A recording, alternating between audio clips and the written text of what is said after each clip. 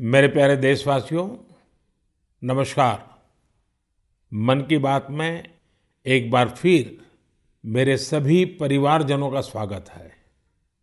आज एक बार फिर बात होगी देश की उपलब्धियों की, देश के लोगों के सामूहिक प्रयासों की।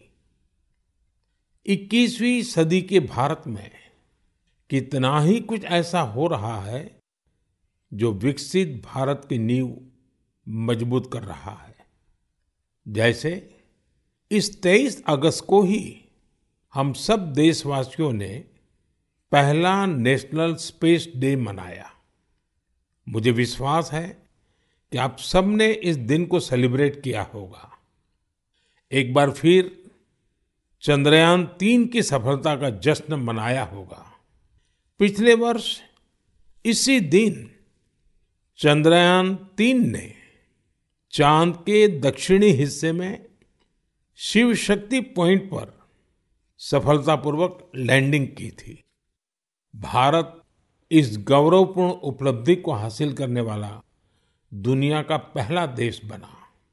साथियों, देश के युवाओं को स्पेस सेक्टर रिफॉर्म से भी काफी फायदा हुआ है। इसलिए मैंने सोचा कि क्यों ना आज मन की बात में स्पेस सेक्टर से जुड़े अपने कुछ युवा साथियों से बात की जाए। मेरे साथ बात करने के लिए स्पेस टेक स्टार्टअप गैलेक्स आई की टीम जुड़ रही है। इस स्टार्टअप को आईआईटी मद्रास के एलुमनाई ने शुरू किया था। ये सारे नौजवान आज हमारे साथ फोन लाइन पर मौजूद है। सुयश, डेनिल, रक्षित, किशन और प्रनीत। आइए इन युवाओं के अनुभवों को जानते हैं। हेलो। हेलो। हेलो। नमस्ते जी। नमस्कार सर। अच्छा साथियों, मुझे ये देखकर खुशी होती है कि आईआईटी मद्रास के दौरान हुई आपकी दोस्ती आज भी मजबूती से कायम है। यही वजह है कि आपने मिलकर गैलेक्स आई शुरू करने का फैसला किया। और मैं आज जरा उसके विषय में भी जानना चाहता हूँ। इस बारे में बताइए। इसके साथ ही ये भी बताएं कि आपकी टेक्नोलॉजी से देश को कितना लाभ होने वाला है। जी, मेरा नाम सुयश है। हम लोग साथ में, जैसा आपने बोला, सब लोग साथ में आईआईटी मद्रास में मिले।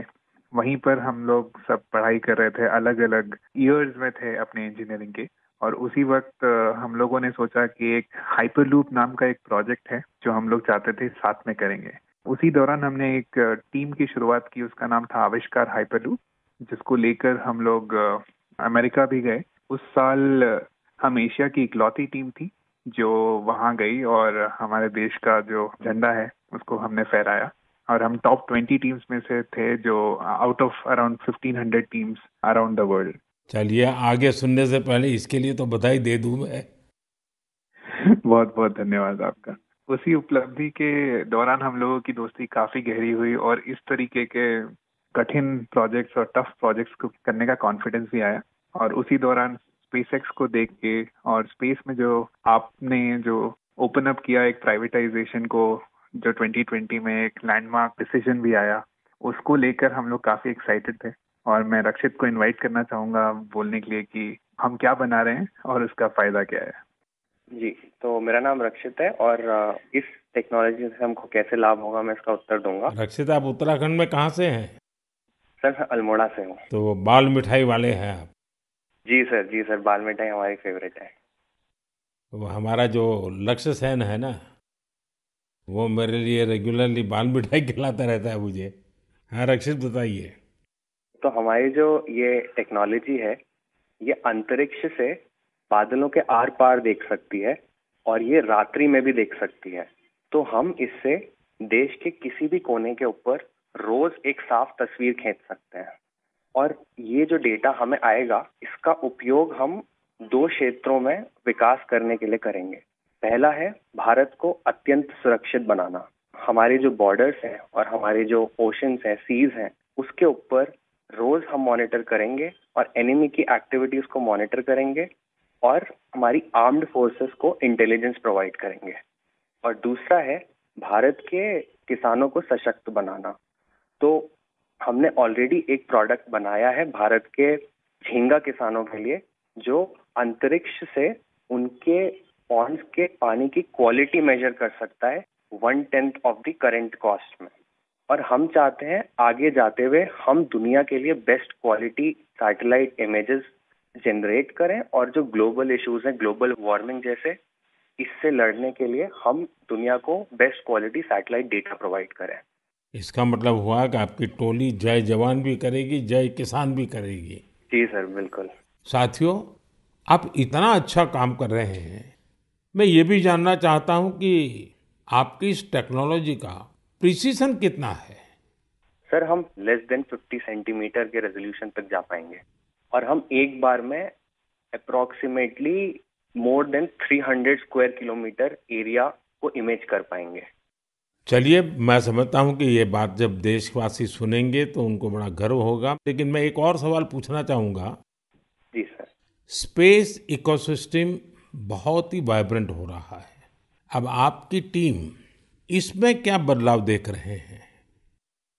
मेरा नाम किशन है। हमने ये गैलेक्साई शुरू होने के बाद से ही हमने इन स्पेस आते हुए देखा है और काफी सारे पॉलिसीज आते हुए देखे हैं, ये जैसे कि geospatial data policy and Indian space policy. और हमने पिछले 3 साल में काफी बदलाव आते हुए देखा है और काफी प्रोसेसेस और काफी इंफ्रास्ट्रक्चर और काफी फैसिलिटीज इसरो के ये अवेलेबल और काफी अच्छे तरीके से हुए हैं। जैसे कि हम इसरो में जाके टेस्टिंग कर सकते हैं हमारे हार्डवेयर का, ये काफी आसान तरीके से अभी हो सकता है। 3 साल पहले वो प्रोसेसेस उतने नहीं थे, और ये काफी हेल्पफुल रहा है हमारे लिए और काफी और स्टार्टअप्स के लिए भी। और रीसेंट एफडीआई पॉलिसीज की वजह से और ये फैसिलिटीज अवेलेबिलिटी की वजह से और स्टार्टअप्स को आने के लिए काफी इंसेंटिव है, और ऐसे स्टार्टअप्स आके काफी इजीली और काफी अच्छे से डेवलपमेंट कर सकते हैं ऐसी फील्ड में जिसमें यूजुअली डेवलपमेंट करना बहुत कॉस्टली और टाइम कंज्यूमिंग रहता है। बट करंट पॉलिसीज और इन स्पेस के आने के बाद काफी चीजें आसान हुई है स्टार्टअप्स के लिए। मेरे मित्र डेनियल चावड़ा भी इस पे कुछ और बोलना चाहेंगे। डेनियल, बताइए। सर, हमने एक और चीज ऑब्जर्व किया है। हमने देखा है कि जो इंजीनियरिंग के छात्र हैं उनकी सोच में बदलाव देखा है। वो पहले बाहर जाके हायर स्टडीज परस्यू करना चाहते थे और वहाँ काम करना चाहते थे और स्पेस डोमेन में। बट अब क्योंकि इंडिया में स्पेस इकोसिस्टम बहुत अच्छी तरीके से आ रहा है, तो इस कारण वो लोग इंडिया वापस आके इस इकोसिस्टम के पार्ट बनना चाहते हैं। तो ये काफी अच्छा फीडबैक हमें मिला है, और हमारे खुद की कंपनी में कुछ लोग वापस आके काम कर रहे हैं इसी वजह से। मुझे लगता है कि आपने दोनों जो पहलू बताए हैं, किशन ने और डेनियल दोनों ने, मैं जरूर मानता हूं कि बहुत से लोगों का इस तरफ ध्यान नहीं गया होगा कि एक क्षेत्र में जब रिफॉर्म होता है तो रिफॉर्म का कितने मल्टीपल इफेक्ट्स होते हैं, कितने लोगों का लाभ होता है, और जो आपके वर्णन से, और क्योंकि आप उस फील्ड में हैं तो आपको ध्यान में जरूर आता है, और आपने ऑब्जर्व भी किया है कि देश के नौजवान अब इस फील्ड में यहीं पर अपना भविष्य आजमाना चाहते हैं, अपने टैलेंट का उपयोग करना चाहते हैं। बहुत अच्छा ऑब्जर्वेशन है आपका। एक और सवाल मैं पूछना चाहूँगा, आप उन युवाओं को क्या संदेश देना चाहेंगे जो स्टार्टअप्स और स्पेस सेक्टर में सफलता हासिल करना चाहते हैं? मैं प्रणीत बात कर रहा हूँ और मैं इस सवाल का जवाब दूंगा। हाँ प्रणीत, बताइए।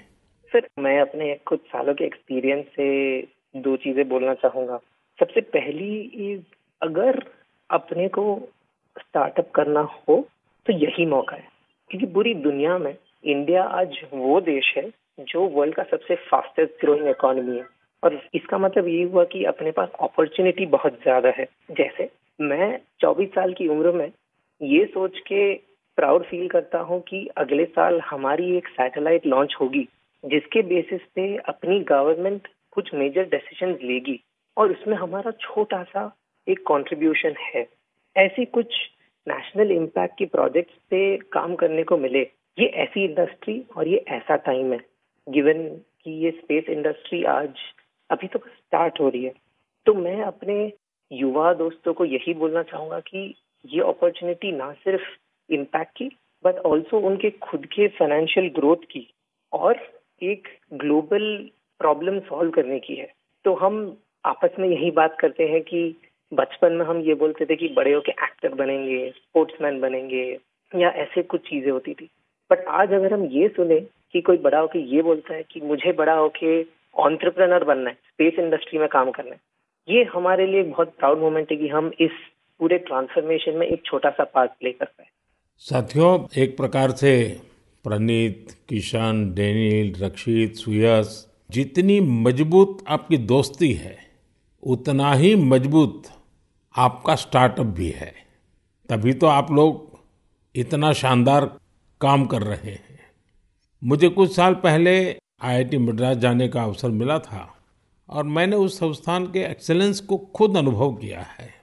और वैसे भी आईआईटी के संबंध में पूरे विश्व में एक सम्मान का भाव है और वहाँ से निकलने वाले हमारे लोग जब भारत के लिए काम करते हैं तो जरूर कुछ न कुछ अच्छा कंट्रीब्यूट करते हैं। आप सभी को और स्पेस सेक्टर में काम करने वाले दूसरे सभी स्टार्टअप्स को मेरी बहुत बहुत शुभकामनाएं हैं। और आप पांचों साथियों से बात करके मुझे बहुत अच्छा लगा। चलिए, बहुत बहुत धन्यवाद दोस्तों। Thank you so much. मेरे प्यारे देशवासियों, इस साल मैंने लाल किले से बिना पॉलिटिकल बैकग्राउंड वाले 1 लाख युवाओं को पॉलिटिकल सिस्टम से जोड़ने का आह्वान किया है। मेरी इस बात पर जबरदस्त प्रतिक्रिया हुई है। इससे पता चलता है कि कितनी बड़ी संख्या में हमारे युवा राजनीति में आने को तैयार बैठे हैं। बस उन्हें सही मौके और सही मार्गदर्शन की तलाश है। इस विषय पर मुझे देश भर के युवाओं के पत्र भी मिले हैं। सोशल मीडिया पर भी जबरदस्त रिस्पांस मिल रहा है। लोगों ने मुझे कई तरह के सुझाव भी भेजे हैं। कुछ युवाओं ने पत्र में लिखा है कि उनके लिए वाकई अकल्पनीय है दादा या माता पिता की कोई राजनीतिक विरासत नहीं होने की वजह से वो राजनीति में चाहकर भी नहीं आ पाते थे। कुछ युवाओं ने लिखा कि उनके पास जमीनी स्तर पर काम करने का अच्छा अनुभव है, इसलिए वे लोगों की समस्याओं को सुलझाने में मददगार बन सकते हैं। कुछ युवाओं ने ये भी लिखा कि परिवारवादी राजनीति नई प्रतिभाओं का दमन कर देती है। कुछ युवाओं ने कहा कि इस तरह के प्रयासों से हमारे लोकतंत्र को और मजबूती मिलेगी। मैं इस विषय पर सुझाव भेजने के लिए हर किसी का धन्यवाद करता हूं। मुझे उम्मीद है कि अब हमारे सामूहिक प्रयास से ऐसे युवा जिनका कोई पॉलिटिकल बैकग्राउंड नहीं है वे भी राजनीति में आगे आ सकेंगे। उनका अनुभव और उनका जोश देश के काम आएगा। साथियों, स्वतंत्रता संग्राम के दौरान भी समाज के हर क्षेत्र से ऐसे अनेकों लोग सामने आए थे जिनकी कोई राजनीतिक पृष्ठभूमि नहीं थी। उन्होंने खुद को भारत की आजादी के लिए झोंक दिया था। आज हमें विकसित भारत का लक्ष्य पाने के लिए एक बार फिर उसी स्पिरिट की जरूरत है। मैं अपने सभी युवा साथियों को कहूंगा, इस अभियान से जरूर जुड़े। आपका ये कदम अपने और देश के भविष्य को बदलने वाला होगा। मेरे प्यारे देशवासियों, हर घर तिरंगा और पूरा देश तिरंगा। इस बार ये अभियान अपनी पूरी ऊंचाई पर रहा। देश के कोने कोने से इस अभियान से जुड़ी अद्भुत तस्वीरें सामने आई। हमने घरों पर तिरंगा लहराते देखा। स्कूल, कॉलेज, यूनिवर्सिटी में तिरंगा देखा। लोगों ने अपनी दुकानों, दफ्तरों में तिरंगा लगाया। लोगों ने अपने डेस्कटॉप, मोबाइल और गाड़ियों में भी तिरंगा लगाया। जब लोग एक साथ जुड़कर अपनी भावना प्रकट करते हैं, तो इसी तरह हर अभियान को चार चांद लग जाते हैं। अभी आप अपनी टीवी स्क्रीन पर जो तस्वीरें देख रहे हैं, ये जम्मू कश्मीर के रियासी की हैं। यहाँ 750 मीटर लंबे झंडे के साथ तिरंगा रैली निकाली गई और ये रैली दुनिया के सबसे ऊंचे चिनाब रेलवे ब्रिज पर निकाली गई। जिसने भी इन तस्वीरों को देखा, उसका मन खुशी से झूम उठा। श्रीनगर के डल लेक में भी तिरंगा यात्रा की मनमोहक तस्वीरें हम सब ने देखी। अरुणाचल प्रदेश के ईस्ट कामेंग जिले में भी 600 फीट लंबे तिरंगे के साथ यात्रा निकाली गई। देश के अन्य राज्यों में भी इसी तरह हर उम्र के लोग ऐसी तिरंगा यात्राओं में शामिल हुए। स्वतंत्रता दिवस अब एक सामाजिक पर्व भी बनता जा रहा है। ये आपने भी अनुभव किया होगा। लोग अपने घरों को तिरंगा माला से सजाते हैं। स्वयं सहायता समूह से जुड़ी महिलाएं लाखों झंडे तैयार करती हैं। ई कॉमर्स प्लेटफॉर्म पर तिरंगे में रंगे सामानों की बिक्री बढ़ जाती है। स्वतंत्रता दिवस के अवसर पर देश के हर कोने, जल, थल, नभ, हर जगह हमारे झंडे के 3 रंग दिखाई दिए। हर घर तिरंगा वेबसाइट पर 5 करोड़ से ज्यादा सेल्फी भी पोस्ट की गई। इस अभियान ने पूरे देश को एक सूत्र में बांध दिया है और यही तो एक भारत श्रेष्ठ भारत है। मेरे प्यारे देशवासियों, इंसानों और जानवरों के प्यार पर आपने कितनी सारी फिल्में देखी होगी, लेकिन एक रियल स्टोरी इन दिनों असम में बन रही है। असम में तिनसुकिया जिले के एक छोटे से गांव बारेकुरी में मोरान समुदाय के लोग रहते हैं और इसी गांव में रहते हैं हुलॉक गिबन, जिन्हें यहाँ होलो बंदर कहा जाता है। हुलॉक गिबन्स ने इस गांव में ही अपना बसेरा बना लिया है।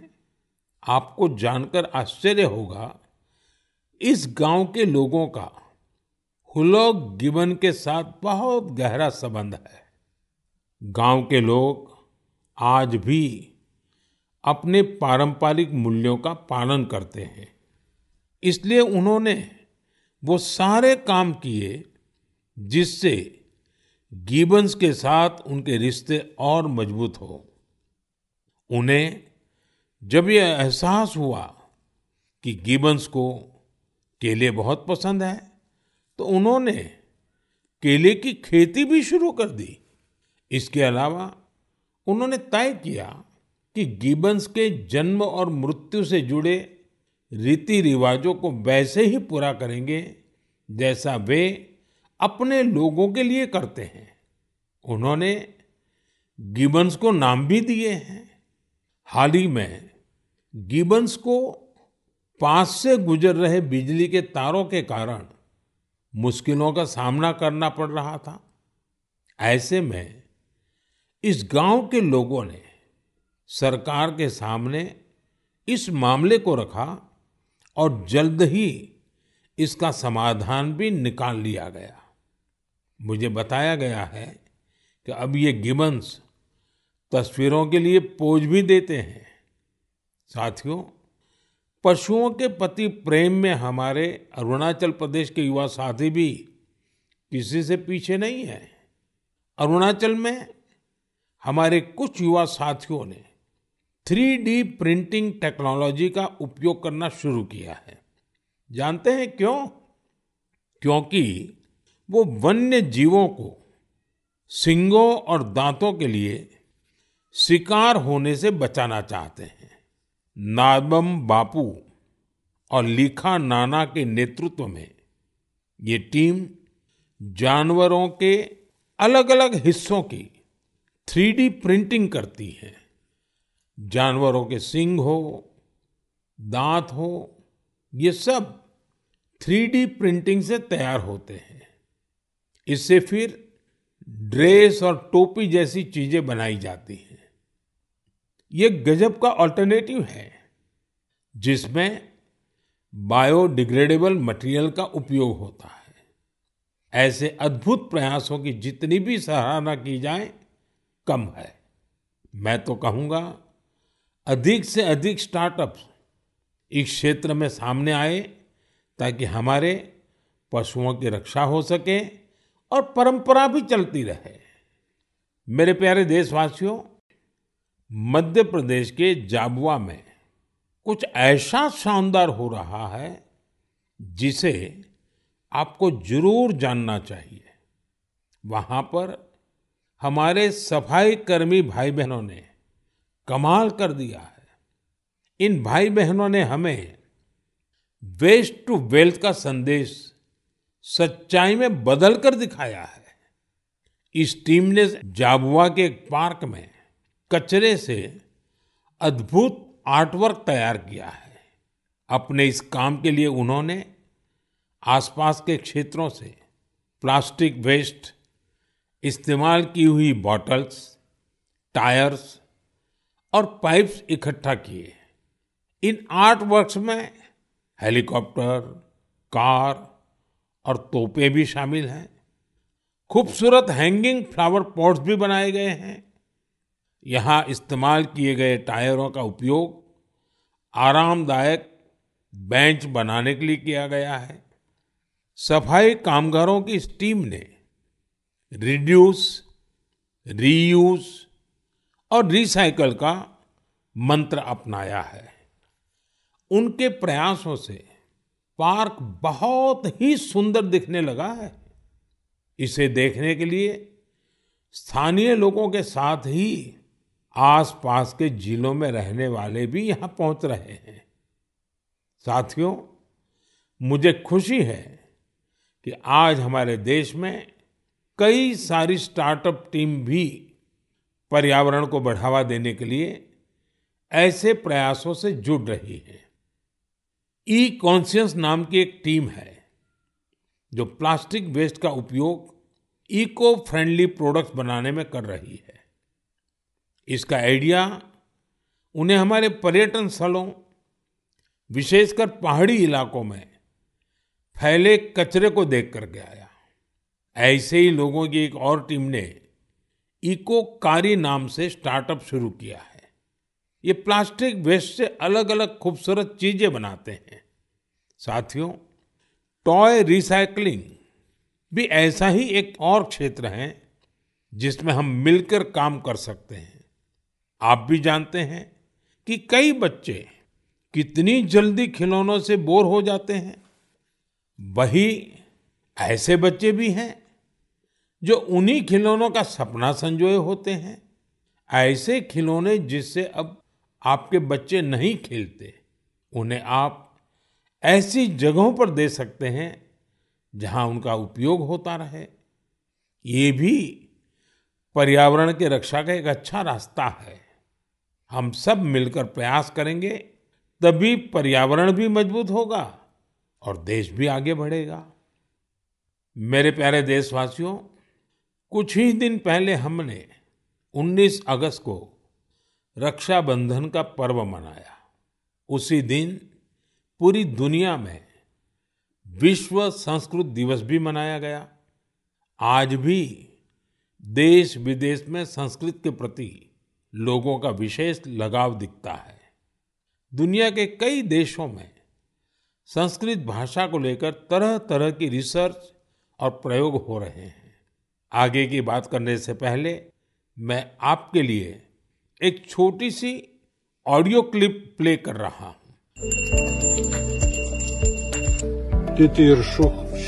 Shigragam Gangam Idam Lakshmanam Abrey. Вот ты пирог. Секартут. Сату дриштва надитире Навам Ишваку Нанданав Титиршух Shigragam Gangam इदं लक्ष्मणमब्रवीत्। साथियों, इस ऑडियो का संबंध यूरोप के एक देश लिथुएनिया से है। वहाँ एक प्रोफेसर विदोनस ने एक अनूठा प्रयास किया है और इसे नाम दिया है संस्कृत ऑन द रिवर्स। कुछ लोगों का एक ग्रुप वहाँ नेरिस रिवर के किनारे जमा हुआ और वहाँ उन्होंने वेदों और गीता का पाठ किया। यहाँ ऐसे प्रयास पिछले कुछ वर्षों से निरंतर जारी है। आप भी संस्कृत को आगे बढ़ाने वाले ऐसे प्रयासों को सामने लाते रहिए। मेरे प्यारे देशवासियों, हम सबके जीवन में फिटनेस का बहुत महत्व है। फिट रहने के लिए हमें अपने खान पान, रहन सहन सब पर ध्यान देना होता है। लोगों को फिटनेस के प्रति जागरूक करने के लिए ही फिट इंडिया अभियान की शुरुआत की गई। स्वस्थ रहने के लिए आज हर आयु, हर वर्ग के लोग योग को अपना रहे हैं। लोग अपनी थाली में अब सुपर फूड मिलेट्स यानी श्री अन्न को जगह देने लगे हैं। इन सभी प्रयासों का उद्देश्य यही है कि हर परिवार स्वस्थ हो। साथियों, हमारा परिवार, हमारा समाज और हमारा देश और इन सब का भविष्य हमारे बच्चों की सेहत पर निर्भर है।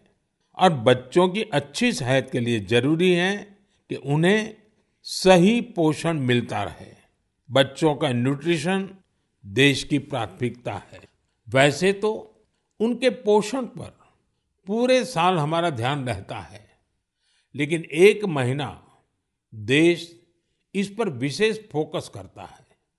इसके लिए हर साल 1 सितंबर से 30 सितंबर के बीच पोषण माह मनाया जाता है। पोषण को लेकर लोगों को जागरूक बनाने के लिए पोषण मेला, एनीमिया शिविर, नवजात शिशुओं के घर की विजिट, सेमिनार, वेबिनार जैसे कई तरीके अपनाए जाते हैं। कितनी ही जगहों पर आंगनवाड़ी के तहत मदर एंड चाइल्ड कमेटी की स्थापना भी की गई है। ये कमेटी कुपोषित बच्चों, गर्भवती महिलाओं और नवजात शिशुओं की माताओं को ट्रैक करती है। उन्हें लगातार मॉनिटर किया जाता है और उनके पोषण की व्यवस्था की जाती है। पिछले वर्ष पोषण अभियान को नई शिक्षा नीति से भी जोड़ा गया है। पोषण भी, पढ़ाई भी। इस अभियान के द्वारा बच्चों के संतुलित विकास पर फोकस किया गया है। आपको भी अपने क्षेत्र में पोषण के प्रति जागरूकता वाले अभियान से जरूर जुड़ना चाहिए। आपके एक छोटे से प्रयास से कुपोषण के खिलाफ इस लड़ाई में बहुत मदद मिलेगी। मेरे प्यारे देशवासियों, इस बार की मन की बात में इतना ही।